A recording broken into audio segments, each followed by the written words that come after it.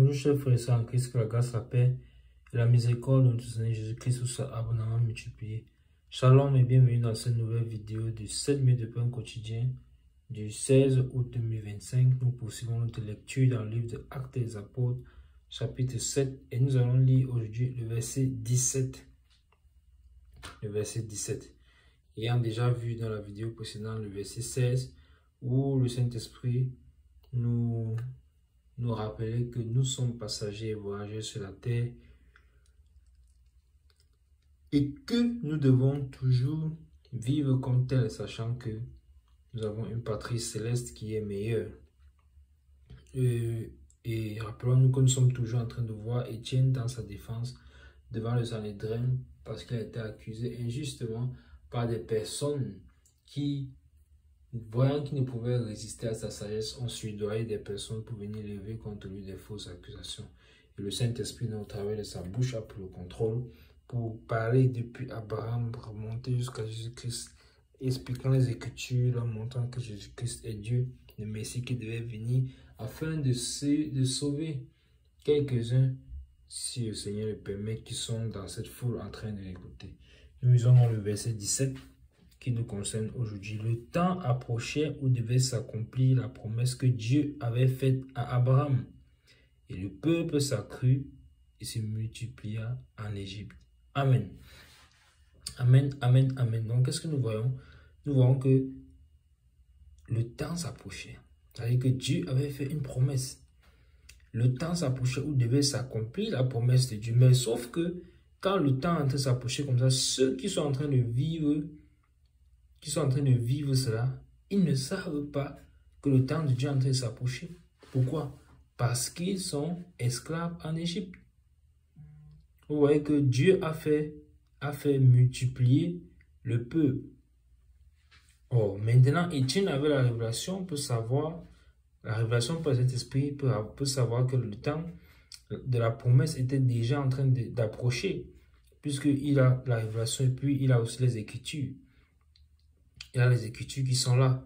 Et qu'est-ce qui se passe? Le peuple s'accrut et se multiplia en Égypte. Or, tout cela, vous voyez que Dieu n'est surpris par rien. Il est au contrôle de toutes choses. Il est véritablement digne de confiance, notre Seigneur Jésus-Christ. Puisque on nous déclare que le temps approchait. Le temps où devait s'accomplir la promesse de Dieu s'approchait. Ça veut dire que Dieu est au contrôle de la situation. Et donc parfois nous sommes aussi comme ça. Le Seigneur nous fait des promesses. Mais sur le moment, nous traversons une situation difficile. Et ça a été le cas pour moi aussi. Mais nous oublions les promesses de Dieu.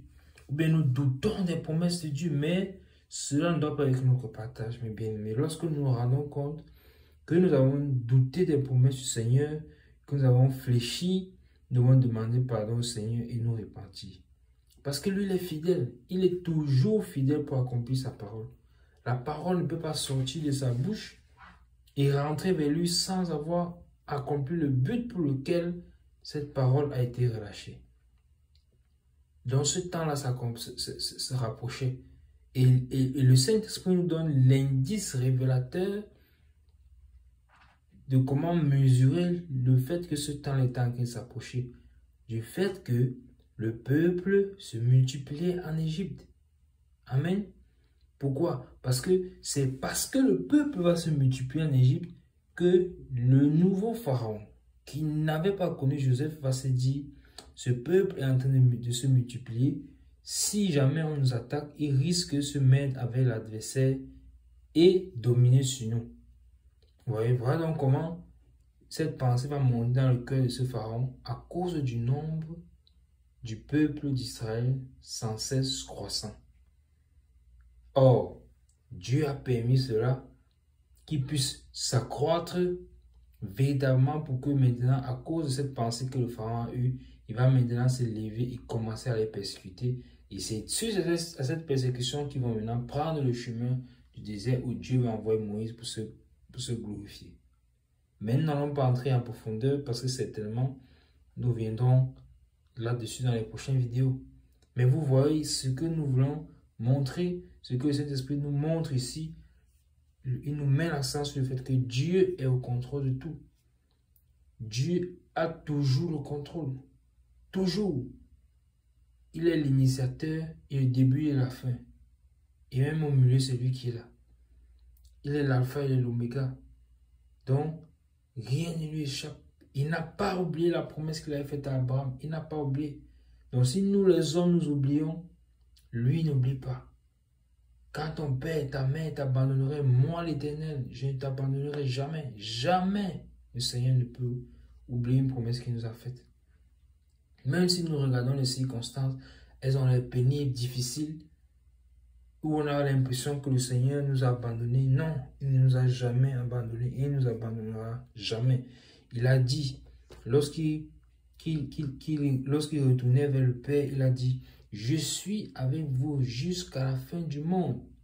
Ça, c'est la parole de notre Seigneur Jésus-Christ. Quelle parole digne de confiance, quelle parole d'encouragement, quelle parole de réconfort, quelle parole qui peut nous permettre de tenir ferme dans les difficultés, de tenir ferme dans les épreuves, de tenir ferme dans les souffrances. Il est toujours avec nous. Donc, sa promesse s'accomplit toujours. Il avait promis qu'il allait venir, il est venu. Il a promis sa venue par les prophètes, il est venu. Il a promis le Saint-Esprit, il l'a relâché. Il a fait tellement de promesses qu'il a accompli. Toute sa parole est digne de confiance. Donc, soyons encouragés et fortifiés, car notre Rédempteur est vivant. Nous arrêtons là pour aujourd'hui. C'était tout pour les 7 minutes de pain continu ce jour. Que la grâce, la paix et la miséricorde de notre Seigneur Jésus-Christ vous soient abondamment multipliées. Shalom.